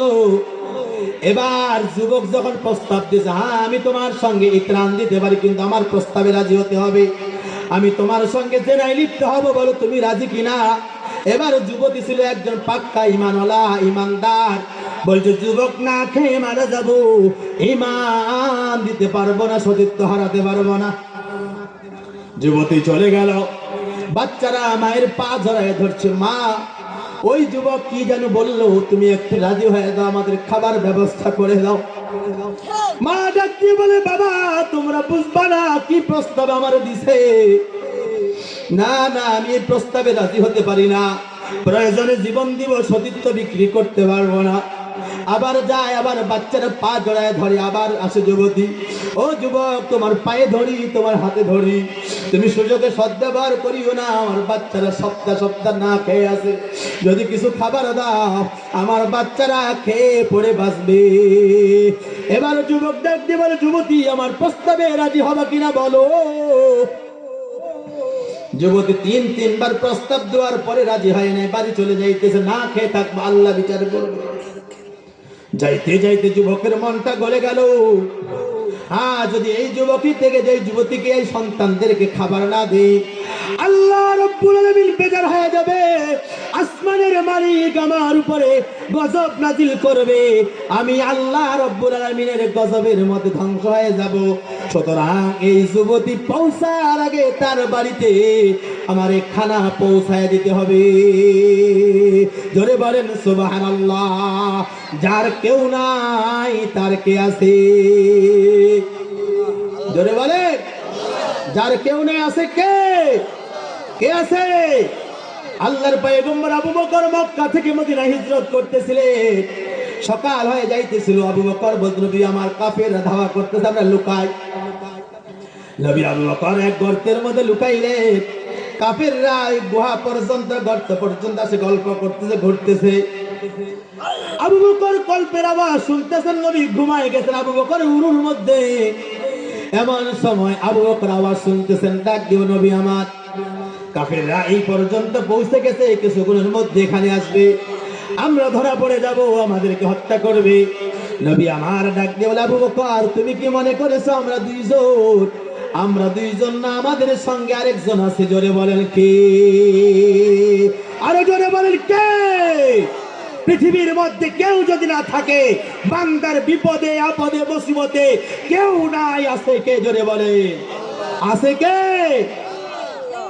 জালিম শাসকরা যখন মনে করেছিল हम तो हम है तुम क्या है, আমরাই তো সব, আমরাই যা করব তাই হবে, আল্লাহ রাব্বুল আলামিন এমন মোচড় দিয়ে দিলেন, পুরা বিশ্ববাসীর মধ্যে দেখাই দিলেন, দেখো আমি বাংলার মুসলিম মুসলমানদেরকে হেফাজত করলাম, বাংলার আলেমদেরকে হেফাজত করলাম, ওলামাদেরকে হেফাজত করলাম, কিন্তু তুমি থাকতে পারলা না। এমন জায়গাও তুমি গর্তে লুকাইলেও তোমাকে মানুষ খুঁজে বের করবে। ঠিক কিনা জোরে বলে? মুসলমান ভাইয়েরা রে আমার, এই যুবক অন্য পাশ দিবার পাঠাই দিল খানা, দূর দিকে তাকায় আছে, যুবতী কি কয়? যুবতী দেখে তার ঘরের মধ্যে প্রবেশ করতে আটার বস্তা, ময়দার বস্তা, টাকা পয়সা অনেকগুলি, খাবার অনেকগুলি উপস্থিত। এবার যুবতী সুন্দর করে উজু করার পরে সন্তানদেরকে নামাজে দাঁড়াই দিয়া 2 রাকাত সালাতুল হাজত পড়িয়া আল্লাহ রব্বুল আলামিনের কাছে দোয়া করে, ওর মালিক, আসমানের মালিক, তোমার কাছে শুকরিয়া আদায় করলাম, জানি না কোন ব্যক্তি আমার দুয়ারের মধ্যে খাবার পৌঁছায় দিয়ে গেছে। ওগো আল্লাহ, আজ এই বিপদের মধ্যে আমার কেউ নাই, আপনি কার মাধ্যমে আমার বাড়িতে খানা পৌঁছাইছে আমাদেরকে রক্ষা করার জন্য, আমার বাচ্চাদেরকে বাঁচানোর জন্য। আল্লাহ ওগো মালিক, তোমার কাছে দোয়া করি, আমার দোয়ার কেউ নাই, কিছু নাই, কিছু নাই। যুবক দূর থেকে তাকায় আছে, যুবতী তার জন্য দোয়া করে, ও আসমানের মালিক, আমি দোয়া করলাম আমার বাচ্চাদেরকে নিয়ে, আমরা মাজলুম, যেই ব্যক্তি আজ আমাদের দরজার মধ্যে খানা পৌঁছায় দিও আল্লাহ, আল্লাহ তার জন্য দোয়া করলাম, জাহান্নামের আগুনে সালাত দূরের কথা, যেন দুনিয়ার আগুনেও তারে না পোড়ায়। চিৎকার বারে বারে আল্লাহু আকবার। এবার বন্ধু বন্ধুরে ডাক দিয়ে বলে, বন্ধু, ওই যুবতী আমার জন্য দোয়া করছে, আমি দূর থেকে শুনছি। ওই যুবতী বড় আবেদা, বড় আবেদা, বড় আল্লাহ ওয়ালা, তার দোয়া মালিকের কাছে কবুল হয়ে গেছে। ওই মেয়ে যেদিন আমার জন্য দোয়া করছে, সেদিন থেকে আমি চুলায় হাত ঢুকায়া দেই, আগুন জ্বলে, আমার হাতের একটা পশম জ্বলে না। সাহাবতে সালেহ তোরা সালেহ কুনাত, সাহাবতে তালেহ তোরা তালেহ কুনাত, এক জামানা সাহবতে বাউলিয়া, বেহতারা আজাজ সদ সালে তাআত বেরিয়া। এজন্য কবি বলেন, সৎসঙ্গে স্বর্গবাস, অসৎসঙ্গে সর্বনাশ। খবরদার এলাকার যুবক ভাইরা, এলাকার বাবারা, কোনদিন কোন মদ খোর, গাঁজা খোর, পেন্সিল ইয়াবা খোর, হিরোইন খোরের সঙ্গে আপনারা ওদের সন্তানদেরকে দিবেন না। কেন? সৎসঙ্গে স্বর্গবাস, অসৎসঙ্গে সর্বনাশ। একটা লাউ গাছের সঙ্গে একটা ভালো লাউ আর একটা পচা লাউ যদি একসঙ্গে থাকে, একদিন না একদিন দেখবেন ভালো লাউটা পচে যাবে, ঠিক কিনা জোরে বলেন? আপনার ভালো সন্তানটা নষ্ট করিয়া ফেলাইবে। এই সন্তান আগামী দিনের আইডল, এরাও দেশের একজন প্রেসিডেন্ট হবে, একদিন ডিসি হবে, এসপি হবে, এমপি হবে, মন্ত্রী হবে। একদিন এই যুবকরা পুরো পৃথিবী চালাবে, একদিন এই যুবকরা পুরো দেশ চালাবে। এই জন্য যুবকদেরকে সৎ চরিত্রবান হতে হবে, যুবকদেরকে আইডল হতে হবে, এলাকার ভালো হতে হবে, এলাকার মধ্যে মুরব্বীদের দোয়া নিতে হবে, বড়দের শ্রদ্ধা করতে হবে, ছোটদের স্নেহ করতে হবে, ওলামায়ে কেরামের দোয়া নিতে হবে। কোনোদিন কোনো মুরব্বীর আপনার চেয়ে একদিন যে বড়, তারও সঙ্গে বেয়াদবি করা যাবে না, তারও দোয়া নিতে হবে। কেন? বড়দের দোয়া আল্লাহর দরবারে কবুল হয়ে যায়। বড়রা যখন দোয়া করে, আল্লাহ আপনার জন্য আপনার আব্দুল কাদের জেলারের মতো বানায় দিবে। বড়রা যখন দোয়া করবে, আপনাকে এলাকার শাসক বানায় দিবে, এমপি বানায় দিবে, মন্ত্রী বানায় দিবে। মুরব্বীরা যখন দোয়া করবে, মুরব্বীদের দোয়া আরশ পর্যন্ত পৌঁছে যাবে। আর যত যুবক গাড়ির তলে পড়ে মারা গেল, চাকার তলে পড়ে মারা গেল, অ্যাক্সিডেন্টে মারা গেল, অধিকাংশ যুবক, অধিকাংশ যুবক, অধিকাংশ যুবক। এত যুবক মারা যায় কারণটা কি? কারণ হলো একটাই, মা বাবার বদদুয়া আর মুরব্বীদের বদদুয়া। ঠিক কিনা জোরে বলেন? ঠিক না? যুবক এত খারাপ হয়েছে। আগে আগে এই কাকারা যখন ছিল, এলাকার যুবকরা সামনে দাঁড়াইলে ওই দূর দিয়ে হাঁটতো, সামনে যাইতো না। এখন চাচার সামনে যায়, সিগারেট টানলে, বিড়ি টানলে, চাচাই যদি কিছু খাইতো, আমার বাপের টাকা তুমি বলার কেনা? কি মিথ্যা কথা বলছি? আমরা দেখতাম তখন মুরব্বীরা দাঁড়াইলে আমরা দূর দিয়ে হাঁটতাম, আমার ফুপা, আমার খালু দাঁড়াইতো। এখনো সোজায় দাঁড়াই না। কেন? মুরব্বীর বদদুয়া আল্লাহর আরশ কেঁপে যায়। আজ যত যুবক মারা যায়, গাড়ির তলে পড়ে, চাকার তলে পড়ে, অধিকাংশ যুবক, একমাত্র কারণ হলো মুরব্বীদের বদদুয়া। এই যুবকরাই মাহফিল করবে, আবার কয়েকদিন পর দেখবেন ওই কামদার ভাই ধৈর্য বলে বাজাইয়া পিকনিক খায়া খায়া দেখবেন, আবার মানুষের ঘুম হারাম করে দিবে। এরকম আছে না? এরকম আছে না নাই? এলাকার যুবকরা ভালোদের জন্য দোয়া করি, যারা এরকম করে। ওই তোমার গানের আওয়াজ এমন সময় দেখা যায়, একজন মানুষ তাহাজ্জুদের সময় রাত্রে দাঁড়ায়, একজন রোগী বাড়িতে আছে, ঘুমাইতে পারে না, একজন অসুস্থ ব্যক্তি বাড়িতে আছে, তোমার এই গানের আওয়াজে, ডেক্সের আওয়াজে তোমাকে তখন বদদুয়া দিতে শুরু, আল্লাহ যে আজকে আমার ঘুম হারাম করে দিল, আমার তাহাজ্জুদ নষ্ট করে দিল, তোমার হাতে বিচার দিলাম, তুমি এর ব্যবস্থা করে দিও। এই যে দোয়াটা করলে এটা কবুল হয়ে গেল, তখন তুমি হ্যান্ডেল নিবার দিকে, হ্যান্ডেল দেবে ট্রাকের তরে। এই ট্রাকটা তুমি শিখিয়া পড়বা, কেমনে পড়বা, তুমিও সালমান হুন্ডা কেমনে চলে গেল, কেন? এটা মুরব্বীদের বদদুয়া। এজন্য খবরদার এলাকার যুবক ভাইরা, আপনাদের জন্য, আমি যুবক মানুষ, আপনাদের জন্য বয়ান করে যেতেছি, খবরদার যদি পারেন কোন ওলামায়ে কেরামের দোয়া নেবেন, আলেমদের দোয়া নেবেন, মুরব্বীদের দোয়া নেবেন, মায়ের দোয়া নেবেন, বাবার দোয়া নেবেন, এলাকার ওস্তাদের দোয়া নেবেন। আপনি যেই কলেজে পড়েন, যেই ভার্সিটিতে পড়েন, যেখানেই পড়েন, সেখানে কখনো কোনোদিন ছোট থেকে ছোট যদি ওস্তাদও হয়, আপনার স্কুলে যদি একজন কর্মচারী হয়, ঝাড়ুদার হয়, তাদের সঙ্গে বেয়াদবি করা যাবে যাবে না। এজন্য আমরা আমাদের ওস্তাদের বলে, তোমার মাদ্রাসার এই বাবুর্চিটাও তোমার ওস্তাদ। এজন্য যুবক ভাই, নিঃশ্বাসের বিশ্বাস নাই, কখন যিনি আজরাইল এসে যায়, পরকালের দরবারে যাওয়া যাবে, পরকালের দরবারে যাওয়া লাগবে এই যুবতীর দোয়ায়। একজন আল্লাহওয়ালা ব্যক্তি জাহান্নামের আগুন তো পুরা দূরের কথা, দুনিয়ার আগুনও তার বডি পুড়ে না। এমন যদি কোনো আল্লাহওয়ালার দোয়া নিতে পারো, কোন মুরব্বী বাবার দোয়া নিতে পারো, পরীক্ষায় যাবা, মাকে সালাম দিয়া দোয়া নিয়া মায়ের কাছ থেকে বিদায় নিয়ে যাবা, চাকরি ইন্টারভিউ দিতে যাবা, আম্মাজান বলবা, আম্মাজান তুমি একটু নামাজ পড়ি আমার জন্য দোয়া করো। দেখবা তোমার মা তোমার জন্য দোয়া করবে। 2, 4, 5, 10 লাখ টাকা ঘুষ তো নেওয়া দূরের কথা, বিনা টাকায় তোমার চাকরির ব্যবস্থা আসমানের মালিক আল্লাহ করে দিবে। ঠিক কিনা জোরে বলে, ঠিক কিনা জোরে বলো। ওই আল্লাহ আছে না নাই? যে আল্লাহ ওই যুবকের হাত পোড়ায় নাই, ওই আল্লাহ এখনো আছে না নাই? আল্লাহ বুড়া হয়ে গেছে, শোনে না, দাড়ি পেকে গেছে না, তো ওই আল্লাহ তো এখনো আছে। তো এখন হয় না কেন?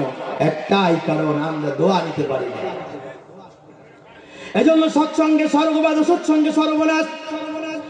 একজন কবি একদিন গোসল করতে গেছেন, নাম তার শেখ সাদী। শেখ সাদী যায় দেখে একটা মাটির ঢিলা থেকে কস্তুরীর মতো, আতরের মতো গ্রান আসতেছে, গ্রান। শেখ সাদী হাতের মধ্যে নিয়ে প্রশ্ন করতেছে, ও মাটির ঢিলা, তুই কি কস্তুরী না আতর না সুবাসে ভরা? কারণটা বুঝলাম না, তুমি কি, তুমি একটু বলো।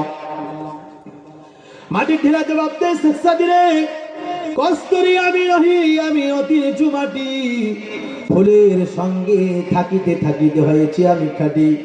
ও শেখ সাদী, আসলে আমি কোনো কস্তুরী না, আমি কোনো কিছুই নাই। আমার জন্ম লগ্ন থেকে আজ পর্যন্ত অদ্যবধি আমি একটা ফুলের সঙ্গে লেগে লেগে লেগে লেগেছিলাম, যার কারণে মাটির ঢিলা এখন আর মাটির ঢিলা নাই, আমি এখন আতর সুরমায় পরিণত হয়ে গেছি।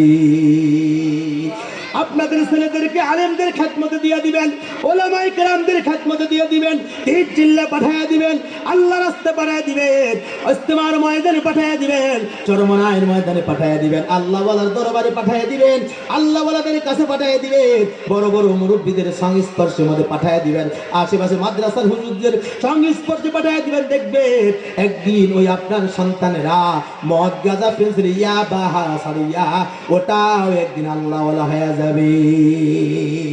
এজন্য আল্লাহ ওয়ালা যদি বানাইতে চাও বন্ধু, আমি আয়াতে কারিমা তেলাওয়াত করেছি, ইয়া আইয়ুহাল্লাযীনা আমানু তাকুল্লাহ। আল্লাহ ডাক দিয়ে বলে, আমার ইমানদার বান্দারা, তোরা আমি আল্লাহ রব্বুল আলামিনকে ভয় করো। ভয় করলে হবে না, হাক্কা তুকাতি, ভয় করার মতো ভয় করো। ও হাক্কা তুকাতিহি ওয়ালা তামুতুন্না ইল্লা ওয়া আনতুম মুসলিমুন। আল্লাহ ডাক দিয়ে বলে, খবরদার খবরদার খবরদার, মুসলমান না হইয়া আমি মালিকের কবরে আসিও না। আল্লাহ রব্বুল আলামিন বারবার বলে, খবরদার মুসলমান না হইয়া আমার কবরে আসিও না, মুসলমান না হইয়া আমার কবরে আসতো না। কেন? আল্লাহ জানায় যে বান্দা যদি বেঈমান হয়ে কবরে আসো, ঈমান ছাড়া যদি কবরে আসো, বেঈমান হয়ে কবরে আসলে তুই জানোস না আমার কবর বড় ভয়ানক, আমার কবর বড় ভয়ানক। কবর দৈনিক ডাক দেয়, 70 বার ডাক দিয়ে বলে, ও দুনিয়ার মানুষ, আমি বড় ভয়ানক জায়গা, আমি কবর একাকিত্ব, এখানে মা নাই, বাবা নাই, কোনো কিছুই নাই। খবরদার বলে দিলাম, হে যুবক ও বৃদ্ধ মানুষ, খবরদার সঙ্গের সাথী না নিয়ে আমার কবরে আসিও না। আবার কবর ডাক দিয়ে বলে, হে দুনিয়ার মানুষ, আমি বড় অন্ধকার, খবরদার আলো না নিয়ে আমার কবরে আসিও না। মুসলমান ভাইরা রে আমার, এজন্য কবি ডাক দিয়ে বলে, সময় থাকতে বান্দর কাঠুরি, রাস্তা বহু দূর হয়, আজ বি জানা কাল বি জানা, জানা তো একদিন হয়। আল্লাহ ওয়ালা ভাইয়া নামাজ পড়িয়া রোজা করিয়া ঈমান নিয়া আল্লাহর কাছে কান্নাকাটি করিয়া মাওলার দরবারে যাওয়া লাগবে, ইসলামের উপর থাকা লাগবে। ইসলাম কায়েম করার জন্য, অল ওয়ার্ল্ডের মধ্যে ইসলাম কায়েমের জন্য একাকিত্ব জীবন যাপন করে ইসলাম কায়েমের জন্য ঐক্যবদ্ধ হয়ে সকল মানুষদেরকে ইসলামের প্ল্যাটফর্মে নিয়ে আসে। ইসলাম রক্ষার জন্য, ঈমান রক্ষার জন্য, ঈমান রক্ষার জন্য আগামী দিনের বাংলাদেশ যেন আল্লাহ ওয়ালাদের বাংলাদেশ হয়, আগামী দিনের দেশ যেন ইসলামের দেশ হয়, আগামীর দেশ যেন মুসলমানদের দেশ হয়। চারপাশে ষড়যন্ত্র চলতেছে, পার্শ্ববর্তী দেশ থেকে ষড়যন্ত্র চলতেছে। এই ষড়যন্ত্র থেকে আমাদের কান মুখ খোলা রাখা লাগবে, চোখ খোলা রাখা লাগবে। কোন বাতিল যদি বাংলার জমিনের দিকে তাকায়, বাংলার মুসলমান আমরা আর বসে থাকবো না, প্রয়োজনে জীবন দিব, আমাদের বিবিদেরকে বিধবা বানাবো, সন্তানদেরকে এতিম দিব, তারপর আমার দেশের কিঞ্চিত পরিমাণ মাটি কাউকে নিতে দেব না। একটু জোরে বলো। এই ওয়াদা করতে হবে, যদি কখনো কোনো দেশ আমার এই সোনার দেশকে নিয়ে কলঙ্ক করতে চায়, আমরা তাদের বিরুদ্ধে রুখে দাঁড়াবো। প্রয়োজনে ঘরে বসে থাকবো না, বাঁশের লাঠি হাতে নিয়ে ময়দানে ঝাঁপিয়ে পড়ে আমার দেশ, আমার ইসলাম, আমার কোরআন, আমার মুসলমান ভাইদেরকে রক্ষা করার দায়িত্ব হলো বাংলার যুবকদের, যুবকদের, যুবকদের। ঠিক কিনা জোরে বলে? এই জন্য রাগ হচ্ছেন, রাগ হইতেছে, এই জন্য সজাগ থাকতে হবে। সব সময় ষড়যন্ত্র চলতেইছে, একটার পর একটা ষড়যন্ত্র চলতেছে, শুধু বাংলার মানুষদেরকে নেওয়ার জন্য, বাংলার মাটিকে নেওয়ার জন্য। কেন? এটা হলো সোনার বাংলা, চারদিকে শুধু সোনায় সোনা। এই সোনাকে কলঙ্ক করার জন্যই বাইরের সবাই শগুনের মতো আমাদের দিকে উঠ পেতে আছে।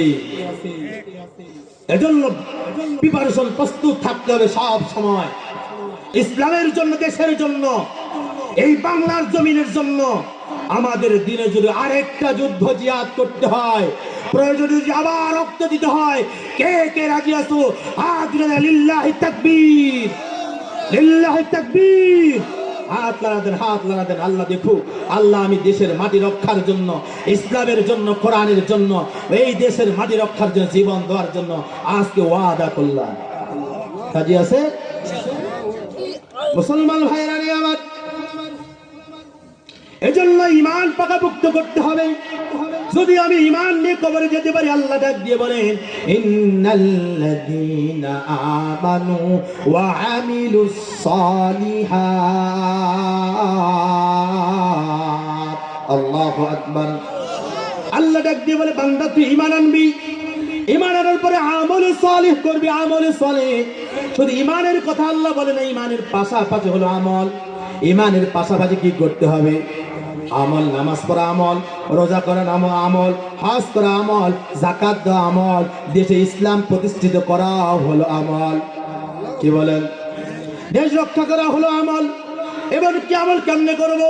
এবার আল্লাহ তাআলা বলে, ওয়া মা আতাকুমুর রাসূলু ফাখুযুহু ওয়া মা নাহাকুম আনহু ফান্তাহু ওয়াত্তাকুল্লাহ ইন্নাল্লাহা শাদীদুল ইকাব।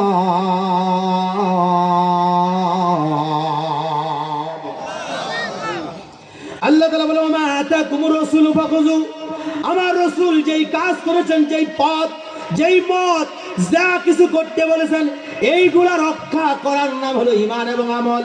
আল্লাহর আমানাহাতুম আনহু ফান্তাহু, আল্লাহ রাসূল যা করে নাই তা থেকে বিরত থাকা হলো ঈমান এবং আমল। এরপর আল্লাহ বলেন, ওয়াত্তাকুল্লাহ, এই আমার বান্দারা তোরা আমি আল্লাহ রাব্বুল আলামিনকে ভয় কর। কে বলছেন? কে বলছেন? আল্লাহ বলেছেন আমাকে ভয় করো, ওয়াত্তাকুল্লাহ, তুই আমাকে ভয় কর। আল্লাহ কেন ভয় করার কথা বললেন? বলে, ভয় যার দিলের মধ্যে আল্লাহর ভয় থাকবে, ওই ব্যক্তি কোনোদিন বেনামাজি হতে পারে না, বেরোজাদার হতে পারে না, চোর হতে পারে না, লুচ্চা গুন্ডা হতে পারে না, মাকে কষ্ট দিতে পারে না, বাবাকে কষ্ট দিতে পারে না, কোনোদিন বোনের হক নষ্ট করতে পারে না। আছে না?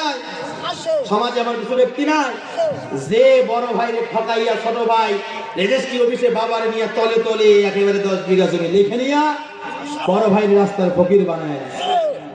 এদিকে নাই আবার বড় ভাই বাবারে নিয়া কি করছে রেজিস্ট্রি অফিসে নিয়ে তলে তলে লিখে নিয়েছে।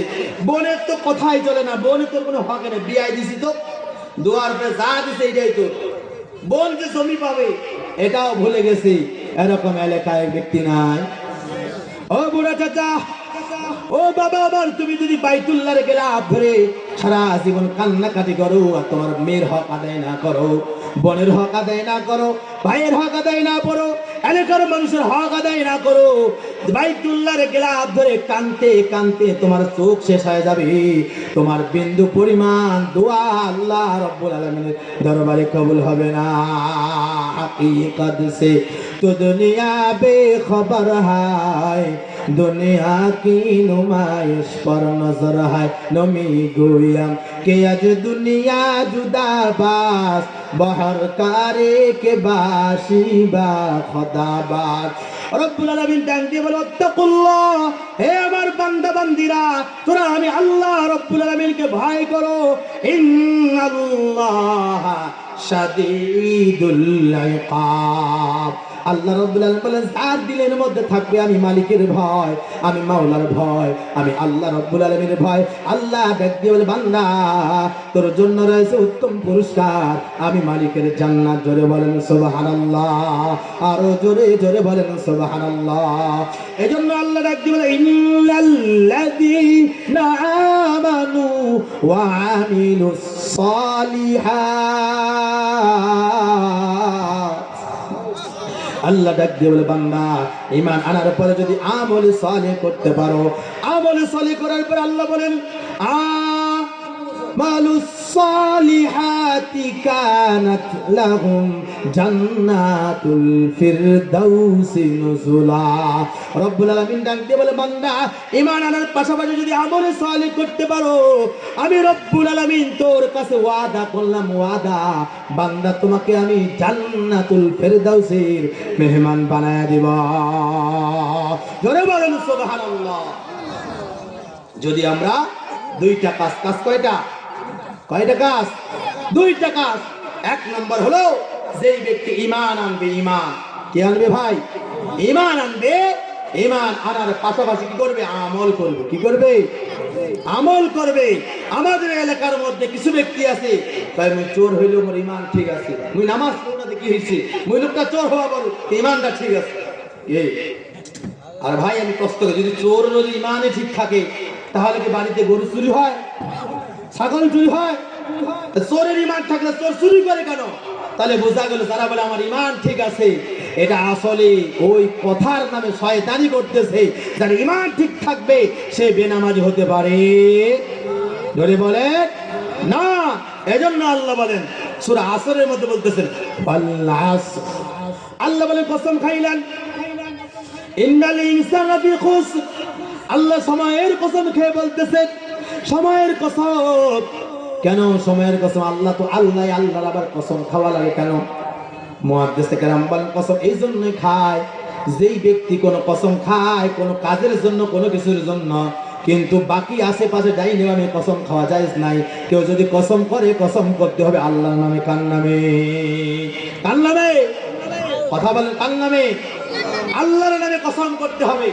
অনেকে কোরআন নিয়ে কসম খায়, এটা নিয়ে কসম খায়, ওইটা নিয়ে কসম খায়।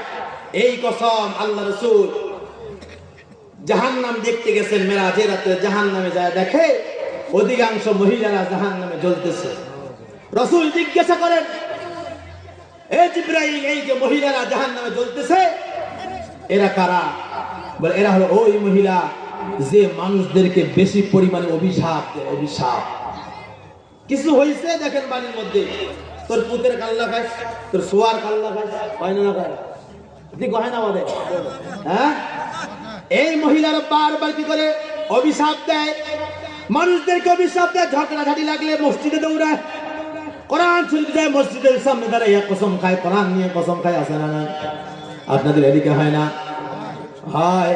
এরপরেও কসম খায়, বারবার কসম খায়। আল্লাহ কসম খাইতে হলে আল্লাহর কেউ কসম খায়। এবার আল্লাহ কসম খেয়ে বলতেন, আমার নামের কসম, আমার জাতের কসম। কেন? পৃথিবীর মানুষ যেন বুঝতে পারে আল্লাহ কসম খাইলেন। এরপর আল্লাহ বলতেছেন ইল্লাল ইনসানা লাফি খুসর, আল্লাহ বলেন পৃথিবীর সব মানুষ ক্ষতিগ্রস্ত। হাফেজ, কারি, মাওলানা, মুফতি, আবেদ, কুতুব, chairman, member, OC, OSP, MP, মন্ত্রী, প্রেসিডেন্ট, সরকার, আল্লাহ বলেন সবাই ক্ষতিগ্রস্ত। এরপর আল্লাহ শর্ত দিলেন ইল্লাল্লাযীনা আমানু ওয়া আমিলুস সালিহাত ওয়া তাওয়াসাউ বিল হাক্কি ওয়া তাওয়াসাউ বিস সাবর। আল্লাহ তাআলা জানায় দেয়, যদি তোমার মধ্যে 4 গুণ থাকে, যেই মানুষটার মধ্যে 4 গুণ থাকবে ওই মানুষটা ক্ষতিগ্রস্ত নাই। এই 4 গুণ যদি আমেরিকার প্রেসিডেন্টের সঙ্গে থাকে, আমেরিকার প্রেসিডেন্ট ক্ষতিগ্রস্ত নাই। এই 4 গুণ যদি ভারতের প্রেসিডেন্টের কাছে থাকে, ভারতের প্রেসিডেন্ট ক্ষতিগ্রস্ত নয়। এই 4 গুণ যদি বাংলাদেশের প্রেসিডেন্টের কাছে থাকে, বাংলাদেশের প্রেসিডেন্ট ক্ষতিগ্রস্ত নয়। এই 4 গুণ যদি আমার এলাকার ভিক্ষুকের কাছে থাকে, ওই ভিক্ষুক ক্ষতিগ্রস্ত নয়। এই 4 গুণ যদি সাধারণ একজন পাবলিকের কাছে থাকে, ওই পাবলিক ক্ষতিগ্রস্ত নয়। ক্ষতিগ্রস্ত মানে যারা ক্ষতিগ্রস্ত তারা হলো জাহান্নামী, যারা হলো ক্ষতিগ্রস্তর বাইরে এরা হলো জান্নাতি। জোরে বলেন সুবহানাল্লাহ। আল্লাহ বলেন তারা ক্ষতিগ্রস্ত নয়। ইল্লাল্লাযীনা আমানু, যারা ঈমান আনবে। ঈমান, ঈমানের সংজ্ঞা, ঈমান আমি শুনাইলাম। ঈমান কেমন থাকা লাগবে? ঈমানের জন্য জীবন দেওয়া লাগবে, বলি হওয়া লাগবে, জীবন দেওয়া লাগবে। ঈমান দেওয়া যাবে না। সাহাবায়ে আজমাইন ঈমানের জন্য জীবন দিয়েছেন। হযরত জাফর রাদিয়াল্লাহু তাআলা ঈমানের জন্য আল্লাহর পয়গম্বর যুদ্ধের ময়দানে পাঠিয়েছেন। হযরত জাফর যুদ্ধের ময়দানে গেছেন, কাফেরদের সঙ্গে জিহাদ করতেছেন। জিহাদ করতে করতে হযরত জাফরের ডান হাতের মধ্যে কোপ দিয়েছে কাফেরেরা। ডান হাত পড়ে গেছে, ডান হাত ছিঁড়ে ফেলাই দিয়েছেন। এবার কাফেররা বাম হাতের মধ্যে তরবারি দিয়ে চোট দিয়েছেন। তরবারির আঘাতে বাম হাত পড়ে গেছে। এবার তার 2 পরে হযরত জাফর এবার তারপরেও মুখ দিয়ে যুদ্ধ করতে ইসলামের পতাকা কামড়ে ধরে আছে। জাফর পড়ে গেলেন, জাফর জমিনে পড়ে গেলেন। পা থেকে টুকরা টুকরা করা হলো, জবান টুকরা টুকরা করা হলো। হযরত জাফর জমিনে পড়িয়া ইসলামের পতাকা কামড়ে ধরে আছে। ইসলামের পতাকা জমিনে পড়তে দেয় না। এরকম ঈমান থাকা লাগবে। এক মহিলা যুদ্ধের ময়দানে গেছে, যাইতে যাইতে একজন বলতেছে, এ মহিলা কই যাও? ও মহিলা কই যাও? মহিলা বলতে, যুদ্ধের ময়দানে যাই। বলে, যুদ্ধের ময়দানে গিয়ে তো কোনো লাভ নাই। কেন? তোমার প্রাণের স্বামী মারা গেছে। মহিলা ডাক দিয়ে বলে, যুবকরা আমি এটা শুনতে চাই না, বলো আমার প্রাণের নবী কেমন আছে? আবার মহিলা দৌড়াচ্ছে, দৌড়াইতে দৌড়াইতে আবার যাচ্ছে। আবার একদল ডাকে, মহিলা কই যাও? যুদ্ধের ময়দানে যায়। যুদ্ধের ময়দানে যায় কোনো লাভ নাই, তোমার বাবা যুদ্ধের ময়দানে শহীদ হয়েছে। মহিলা ডাক দিয়ে বলে, চাই নাই কথা শুনতে। আবার দৌড়ায়, যাইতে যাইতে আরেক দল বলে, ও মহিলা কই যাও? যুদ্ধের ময়দানে যাই। যুদ্ধের ময়দানে গিয়ে কোনো লাভ নাই, এই ময়দানে তোমার সমস্ত সন্তান শাহাদাত বরণ করেছে। মহিলা বলতে, চাই নাই কথা শুনতে, বলো আমার প্রাণের নবী কেমন আছে? মহিলা চলে গেলেন, দৌড়াইতেছে। সাহাবায়ে আজমাইন যুদ্ধের ময়দানে পয়গম্বর সাল্লাল্লাহু আলাইহি সাল্লামকে ঘিরে ধরছে। চারপাশ থেকে পয়গম্বরের কাছে বৃষ্টির মতো তীর আসতেছে। পয়গম্বর সাহাবায়ে দাঁড়ায় আছে। মহিলা পয়গম্বরের কাছে এসে যায়, বলে, ও নবী আমার, আমার স্বামী চলে গেছে, কোনো দুঃখ নাই। আমার ছেলে চলে গেছে, কোনো দুঃখ নাই। আমার মেয়ে চলে গেছে, কোনো দুঃখ নাই। আমার সন্তানরা শহীদ হয়েছে, কোনো দুঃখ নাই। ও গো নবী, আপনারে পাইছি, আমার মনে হয় আমি সব পায়া গেলাম। আল্লাহু আকবার বলে। এরকম ঈমান হওয়া লাগবে, এরকম ঈমানদার হওয়া লাগবে। সাহাবায়ে ইসমাইল নিজের কলিজা দিয়ে গিয়েছে দিনের জন্য, ইসলামের জন্য। আজ যদি আমাকে ময়দানে যেতে হয়, তখন আমার আর ময়দানে পাওয়া যায় না। তখন আমার বেটি, আমার মা, আমার বোন, বাবা যাইস না, যাইস না, ওদিকে গেলে তুই শেষ হয়ে যাবি। এই যে 5 আগস্টে যে যুদ্ধ হইল, কত মা কত ছেলেকে আটকায় রাখছে।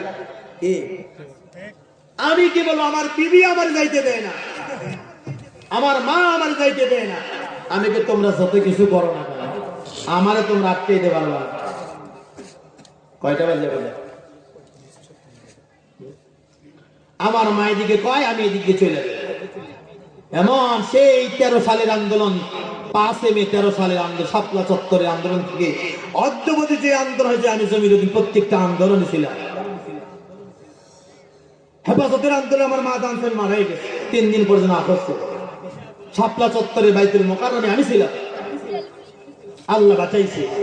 এজন্য আন্দোলন সংগ্রাম ইসলামের জন্য সবকিছুই করতে হবে। আপনারা শুনছেন হানজালা রাদিয়াল্লাহু তাআলা ইসলামের জন্য বিবাহ করছে, মাত্র বিবাহ করার পরে বাসর ঘরের মধ্যে স্বামী স্ত্রী মেলামেশা করার পরে শুভে সাদিকের সময় গোসল করতে গেছে। এমন সময় ঘটনা আসলে কুতিলা মুহাম্মদ, কুতিলা মুহাম্মদ, মুহাম্মদ আর নাই। কিতাবের মধ্যে আসছে পানির লোটা মাথার মধ্যে পানি ফেলবেন, এমন সময় কুতিলা মুহাম্মদ শুনছেন, পানির লোটা দূরে ফেলাইয়া বলে, বিবি তার বাড়ি দাও, আর থাকা যাবে না, আমার রাসূল নাকি আর না। বিবি ডাক দিয়ে বলে, প্রাণের স্বামী, কেবলই মাত্র বিবাহ হইল, 1 রাত হইল, রাত্রি বেলা আপনিও আমারে দেখেন নাই, আমিও আপনারে দেখি নাই। ও স্বামী, একটু ঘরের মধ্যে আসেন, আপনার চেহারাটা আমি দেখি, কিয়ামতের ময়দানে যেন আপনারে আমি চিনি, মাওলার জান্নাতে জিয়া আমি যদি আল্লাহ রব্বুল আলামিনকে বলতে পারি, আল্লাহ আমি একজন শহীদের স্ত্রী, এটা যেন কিয়ামতের ময়দানে বলতে পারি। হানজালা বলে, বিবিরা যদি সবর ধরতে পারো, ধৈর্য ধারণ করতে পারো, পরিচয়ের কোনো দরকার নাই, আল্লাহ রব্বুল আলামিন কিয়ামতের ময়দানে তোমার আমার পরিচয় করায় দিবে। জোরে বলেন সুবহানাল্লাহ, আরো জোরে জোরে বলেন সুবহানাল্লাহ। যুদ্ধের ময়দানে হানজালা কাফিরদেরকে জাহান্নামে পাঠাইতে পাঠাইতে এক পর্যায়ে হযরত হানজালা ওই যুদ্ধের ময়দানে শাহাদাত বরণ করলেন। হানজালার বিবি যুদ্ধ থেমে গেল, জিহাদ থেমে গেল, রাসূলের কাছে গিয়া বলে, ওগো আল্লাহর হাবিব, সমস্ত সাহাবীদেরকে আপনি গোসল ছাড়াই আপনি দাফন করবেন। যুদ্ধের ময়দানে শাহাদাত বরণ করলে গুরু কি করে গোসল ছাড়াই তাদেরকে দাফন করতে হয় কেন? কিয়ামতের ময়দানে রক্ত মাখা শরীর নিয়ে আল্লাহ রাব্বুল আলামিনের কাছে দাঁড়াবে, এরপরে আল্লাহ দেখবে জানবে, তারপরেও বলেন, ও আমার বান্দা, তোমার শরীরের মধ্যে রক্ত মাখা কাপড় কেন? তোমার পুরা বডির মধ্যে রক্ত কেন? এবার ব্যক্তি বলবো, গো আল্লাহ, দুনিয়াতে আপনার দ্বীন প্রতিষ্ঠা করতে গিয়া, ইসলাম কায়েম করতে গিয়া, ইসলামের জন্য জীবন দিয়েছি, কোরআনের জন্য জীবন দিয়েছি, রাসূলের জন্য জীবন দিয়েছি, রক্ত মাখা শরীর নিয়ে আপনার দরবারে হাজির হইলাম। আমার এক একটা রক্তের বিনিময়, এক একটা রক্ত ফোটার বিনিময় হাজার হাজার উম্মতি মুহাম্মাদীকে আপনি জান্নাতের মেহমান বানায়া দেন। আল্লাহু আকবার বলে। আল্লাহ রাব্বুল শহীদের এক ফোঁটা রক্তের বিনিময় কিয়ামতের ময়দানে উম্মতে মুহাম্মাদীর হাজার হাজার মানুষকে জান্নাতের মেহমান বানায়া দিবি। হানজালার বিবি যায় বলবি, আমার স্বামী আমার সঙ্গে মেলামেশা করিয়া আসছে, নাপাক অবস্থায় আপনার কথা শোনার পরে থাকতে পারে নাই, আপনি গোসল ছাড়া দাফন দিবেন না। আল্লাহর পয়গম্বর বললেন, ও আমার সাহাবীরা, দেখো আমার হানজালারে কোথায় পাওয়া যায়? পুরো যুদ্ধের ময়দানে খুঁজে কোথাও পাওয়া যায় না। রাসূল টেনশনে পড়ে গেলেন, চিন্তায় পড়ে গেলেন, না জানি কাফেররা হানজালার লাশ গোপন করলো নাকি। রাসূল চিন্তায় পড়ে গেলেন, জিবরাইল আসলেন, নবী আমার চিন্তা করিয়েন না, আপনার হানজালা আপনার জন্য, আল্লাহর দ্বীনের জন্য, কোরআনের জন্য, ইসলামের জন্য শাহাদাত বরণ করেছে। স্বামী স্ত্রী বাসর রাত ছাড়িয়া আপনার জন্য যুদ্ধের ময়দানে সে শাহাদাত বরণ করেছে, তার পৃথিবীর কোনো পানি দিয়ে গোসল হবে না। আপনি আসমানের দিকে তাকায় দেখেন, আল্লাহ রাব্বুল আলামিন হানজালাকে হাউজে কাউসারের পানি দিয়ে গোসল দিচ্ছেন। সুবহানাল্লাহ। হানজালার গোসল পৃথিবীর কোনো পানি দিয়ে হচ্ছে না। আপনি টেনশন করিয়েন না, চিন্তা করিয়েন না, আপনার হানজালা আজও আল্লাহ রাব্বুল আলামিন সাঈদ আর মুগ্ধকে আল্লাহ জান্নাতের উঁচু মাকাম দান করবেন। জোরে বলেন সুবহানাল্লাহ। যে সাইদ এই দেশের জন্য বুকে তাজা রক্ত বুলেট গ্রহণ করছেন আমার বাংলাদেশের জন্য, আপনার বাংলাদেশের জন্য, এই সাইদকে আল্লাহ তাআলা জান্নাতুল উঁচু মাকাম দান করুন। জোরে বলেন আল্লাহুম্মা আমিন। যেই মুগ্ধ পানি খাওয়াতে গিয়া বুলেট গ্রহণ করেছে, ওই মুগ্ধকে আল্লাহ রাব্বুল আলামিন ওই হানজালার সঙ্গে আল্লাহ তাআলা জান্নাতের মেহমান বানায়া দিবেন। জোরে বলেন সুবহানাল্লাহ। এরকম সন্তান দরকার, এরকম ছেলে, 10টা এরকম ছেলের দরকার।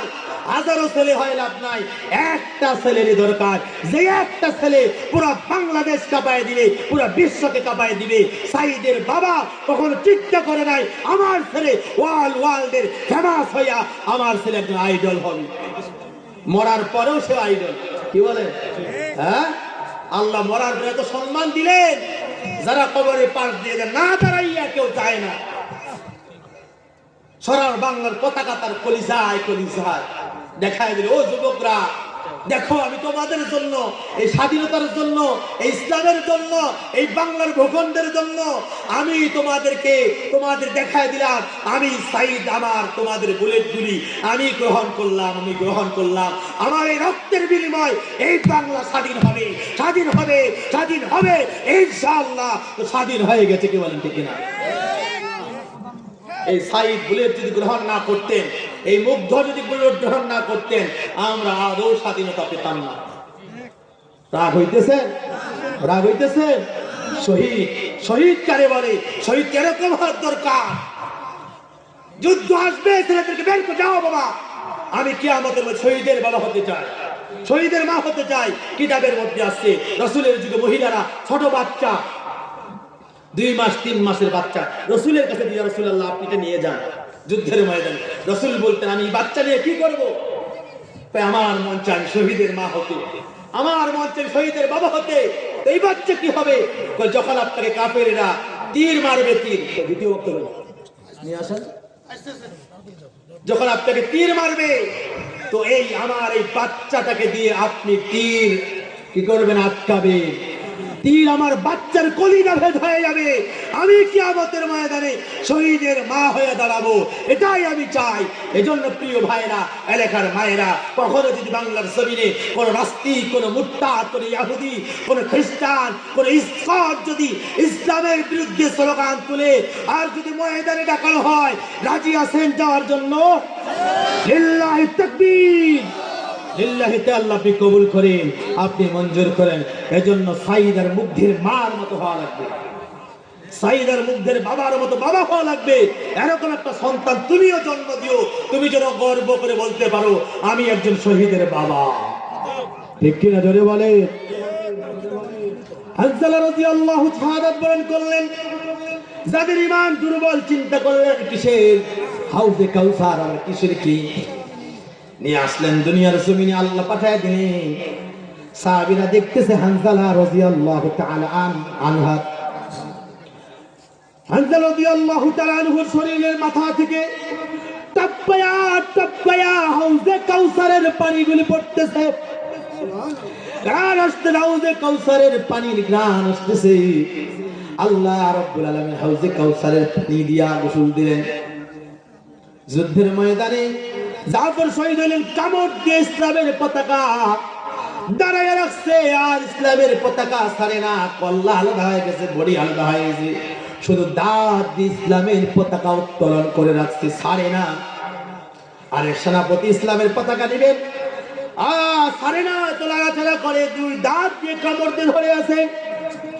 এই সেনাপতি কানে কানে যায় বলে, জাফর আমি সাধারণ কোনো ব্যক্তি না, তুমি পতাকা ছেড়ে দাও, তোমার পরে পতাকা আমার হাতে, আল্লাহ রাসূল তোমার পরে আমার সেনাপতি বানায়া পাঠাইছে, সুতরাং আর দেরি করি না, তুমি তোমার পতাকা আমার হাতে দিয়ে দাও, আমি রাসূলের পাঠানো একজন সাহাবী। এই কথা বলা মাত্রই হযরত জাফর তার দাঁত দিয়ে ইসলামের পতাকা ওই সাহাবীর হাতে, সেনাপতির হাতে তুলে দিলেন। জোরে বলেন সুবহানাল্লাহ, আরো জোরে জোরে বলেন সুবহানাল্লাহ। এজন্য প্রিয় ভাইরা, ও এলাকার বাবারা, এলাকার মায়েরা, এলাকার বলেরা, ও বগাডাঙ্গির যুবক ভাইরা, এরকম যুবক হতে হবে। রাজি আছো তো নাকি? প্রত্যেক বছর এরকম এলাকায় একটা করে মাহফিল হবে, এই যুবকদের আয়োজনে হবে, আপনাদের সকলকে সাড়া দিতে হবে। আপনারা রাজি আছেন?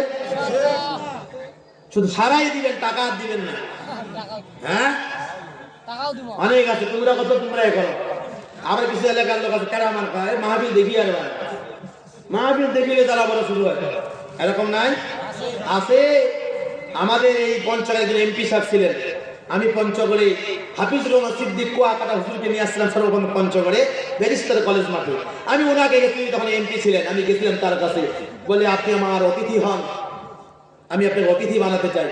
উনি এমন আচরণটা করছেন, একজন হিন্দু এই আচরণটা একজন মুসলমানের সঙ্গে করতো না। তারাই দিচ্ছে আমাকে, না আমি কোনো মাহফিলের অতিথি হতে পারি না। পরে আবার দেখি ওই আরেক গানের প্যান্ডেলে আয় প্রধান অতিথি, এখানে যে ভাষণ দিবে। তাহলে মুসলমানের চরিত্র সিরস আসলে সে বডিতে মুসলমান, কামে মুসলমান না। এরকম ব্যক্তি আছে না এলাকায় যারা মাহফিলের বিরোধিতা করে? এই মাহফিল করতে গিয়ে কত যে কষ্ট হয়েছে। আমি করতেছি আমার মাহফিল আগামী মঙ্গলবার, আপনাদের সকলের দাওয়াত থাকলো। আমার মাদ্রাসা যুব উন্নয়নের পাশে বরিশাল থেকে আসতেছেন শহীদুল ইসলাম সিদ্দিকী, হাফিজুর রহমানের এই একই নকল আসতেছেন। আমার মাদ্রাসার মাঠে মাহফিল হবে, আপনাদের সকলের দাওয়াত থাকলো। আপনি আগামী মঙ্গলবার 10 তারিখে আসবেন। ব্যারিস্টারের পরে আমাদের যুব উন্নয়ন অফিসের পারে আমার মাদ্রাসার মাঠ, এখানেই মাহফিল হবে ইনশাআল্লাহ। সকলের দাওয়াত থাকলো। আর আমার দুইটা মাদ্রাসা, একটা হলো মহিলা মাদ্রাসা, একটা হলো ছেলে মাদ্রাসা। আপনাদের মেয়েদেরকে, আপনাদের ছেলেদেরকে আপনারা দিতে পারেন এই মাদ্রাসায়। আমাদের মাদ্রাসায় বাংলা, অঙ্ক, ইংরেজি, ইতিহাস, ভূগোল, বিজ্ঞান, সমাজ, এর পাশাপাশি কওমির পাশাপাশি আলিয়া অথবা স্কুলে সিলেবাস পড়ানো হয়। আপনার বাচ্চা এখানে হাফেজ হবে, আলেম হবে, আবার আলিয়া অথবা স্কুলে এসএসসি, এইচএসসি, ইন্টারমিডিয়েট সব পরীক্ষা দেওয়ার ব্যবস্থা আমাদের মাদ্রাসায় আছে। 2 সার্টিফিকেট পাবে। কারণ বাংলাদেশ সোনার বাংলা, আমরা মাতৃভাষা আমাদের বাংলা ভাষা। এজন্য আপনার বাচ্চাটাকেও বাংলা ভাষায় দার্শনিক হতে হবে, বাংলা ভাষায় পাণ্ডিত্য অর্জন করতে হবে। এজন্য আমরা তা ব্যবস্থা করেছি। আপনাদের বাচ্চাদেরকে যদি সমন্বয় পড়াতে চান, আরবির পাশাপাশি বাংলা, আলেমের পাশাপাশি এদিকে কি করবে, আলিয়া মাদ্রাসায় ফাজিল কামিল পাস করবে, টাইটেল পাস করবে। এদিকে যদি আপনি চান স্কুলে আপনার বাচ্চারা আইএবি, এমএ, এমবিবিএস, এফআরসিএস পাস করতে চায়, এর পাশাপাশি ব্যবস্থা রয়েছে ইনশাআল্লাহ। 7 বছরের দাওরা হাদিস, 7 বছরের মাস্টার সময় সার্টিফিকেট পাবে, এর পাশাপাশি স্কুল কলেজে পরীক্ষা দিতে পারবে। এজন্য আপনার মেয়েটাকে, আপনার ছেলেটাকে আপনি এরকম মাদ্রাসায় ভর্তি করে দিবেন, যেখানে আরবির পাশাপাশি বাংলাও আপনার বাচ্চারা পাবে। তাহলে আপনার বাচ্চারা দুদিকে সার্টিফিকেট পাইলো। আপনার বাচ্চারা এখন একটা সুদক্ষ, একটা সুন্দর, একটা ভালো, এরকম ভালো ভালো বক্তা, একেবারেই সুন্দর এক বক্তা, সুন্দর এক স্কলার হবে। এরকম চান না আপনাদের বাচ্চারা হোক? চান কিনা? এজন্য আপনাদের বাচ্চারা এরকম প্রতিষ্ঠানগুলোতে দিবেন। এজন্য আমার জন্য দোয়া করে এতক্ষণ অনেকক্ষণ বয়ান দিলাম। যদি কারো অন্তরে ব্যথা লাগে, আল্লাহ রাস্তায় মাফ করে দিবেন। বিশেষ করে আমি আজকে যখন এই আমার কাছে এই পোস্টারটা গেছে, আমি তখনই বুঝছি যে এরা যুবকদের মাহফিল। এই জন্য আমাকে যদি বলতে হয়, চাচারা তখন বুড়া হয়ে গেছে। বুড়া মানুষ কিন্তু জান্নাতে যাবে না, বুড়া মানুষ জান্নাতে যাবে না। কিন্তু এক বুড়ি রসুলের কাছে গেছে, রসুল কাঁদতেছে, রসুলের কাছে কাঁদতেছে। আল্লাহ, বুড়ি মা কাঁদতেছে, বুড়ি মানুষ জান্নাতেই যাবে না, যা। বুড়ি আরো তুলে আরো কান্না শুরু করছে, এত কান্না। রসুলকে বললো বুড়ি মানুষ জান্নাতে যাবে না। যখন বুড়ি কান্না থামে না, বুড়িটাকে বুড়ি মায়ের দিঘায়, ও বুড়ি মা, বুড়া চাচারা, বুড়ি আর বুড়া জান্নাতে যাবে না। জান্নাতের গেটের কাছে একটা হাউজে কাউসার আছে, জান্নাতের গেটের কাছে একটা নহর আছে, একটা নদী আছে। ওখানে যখন বুড়ি আর বুড়ারা গোসল দেয়া দিবে, জান্নাতে পাঠায় দিবে। বুড়া চাচারা একেবারে 18 বছরের যুবক হয়ে যাবে, আর বুড়ি চাচিরা একেবারে 16 বছরের যুবতী হয়ে যাবে। এর জন্য বুড়া বুড়ি কিন্তু জান্নাতে যাবে না, জান্নাতে যুবকরা যাবে। এই জন্য যুবকদের জন্য বয়ান করিয়া গেলাম, আমার বুড়া চাচারাও যেন যুবক হয়ে যায়। এজন্য আজকের এই বয়ানটা থাকলো। আপনারা দোয়া করবেন, আমিও দোয়া করবো ইনশাআল্লাহ। আল্লাহ যেন কাল কিয়ামতের ময়দানে একসঙ্গে সকলকে একবারেই একসঙ্গে গলা ধরাধরি যেন আমরা জান্নাতে যাই ইনশাআল্লাহ। তাহলে জান্নাতে যেতে গেলেই আজকে বাড়িতে যাই এমন ঘুম দেব, ফজরের নামাজ পড়ার কোনো দরকার নেই।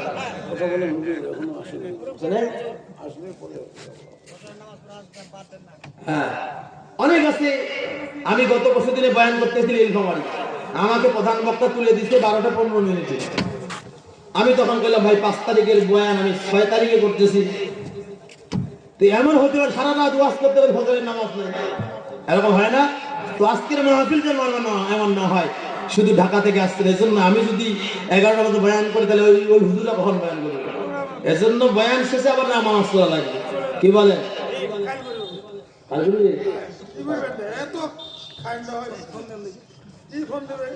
আলহামদুলিল্লাহ, জোরে বলেন আলহামদুলিল্লাহ, আল্লাহু আকবার। এজন্য মুসলমান ভাইয়েরা আমার, কাল কিয়ামতের ময়দানে আমাদের হাতে পায়ে বান্ধিয়া শেষরাইয়া যখন জাহান্নামে নেওয়া হবে, বান্দা জাহান্নামে শেষরাইতে নিতে আল্লাহ রাব্বুল আলামিন এবার জিজ্ঞাসা করে বান্দারে, বান্দা তোর কোনো আমল আছে নাকি? আর যদি তোর আমল থাকে আমি আল্লাহ তাবারক তাআলা তোমাকে জান্নাতের মেহমান বানায় দিব।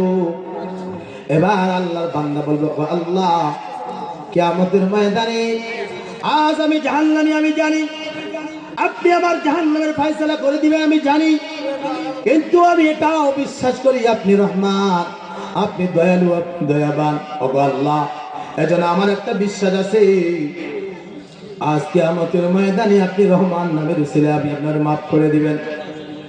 আল্লাহ রাব্বুল আলামিন ডাকল, ফেরেশতা আমার বান্দা কি বলে? যাও, আমি আল্লাহ রাব্বুল আলামিন আমার বান্দা রহমান নামের উসিলায় আমি তারে মাফ করে দিলাম। জোরে বলেন সুবহানাল্লাহ। মুসলমান ভাইরা রে আমার, ও এলাকার ভাই, এজন্য আমার শাইখ বলেন, বাবা গুনার কাজ করব না, নেকের কাজ ছাড়ব না। গুনার কাজ করতে করতে যদি টুপ মারিয়া কবরে পড়িয়া যায়, মাওলার জাহান্নাম ছাড়া বুঝি মদের উপায় থাকবে না। এ আমার ভাইরা, আমার বাবারা, এজন্য গুনার কাজ করবো না, নেকের কাজ ছাড়বো না। আপনি যদি বলেন হুজুর আমাদের পায়ে ধরলে, হাতে ধরলে গুনার কাজ ছাড়বো, নেকের কাজ ধরবো, আর নামাজ ছাড়বো না, রোজা করবো না, বাবার আমি কথা দিলাম, শুধু এখানে কেন পঞ্চগড় বাজারেও যদি বলেন হুজুর আমার হাতে ধরলে, পায়ে ধরলে নামাজ পড়বো, রোজা করবো, খোদার নামের কসম করে বললাম, পঞ্চগড় বাজারেও হাত পা ধরিয়া বলবো, বাবা আর নামাজ ছাড়িও না, রোজা ছাড়িও না। লিল্লাহি তাকবীর, নারায়ে তাকবীর। দ্বিতীয় বক্তার আগমন, শুভেচ্ছার স্বাগতম। পঞ্চগড়ের পক্ষ থেকে লাল গোলাপ শুভেচ্ছা, পঞ্চগড়ের পক্ষ থেকে আমিও দোয়া করি, আপনার মাঝে দোয়া করবেন। আবার দেখা হবে, আবার কথা হবে।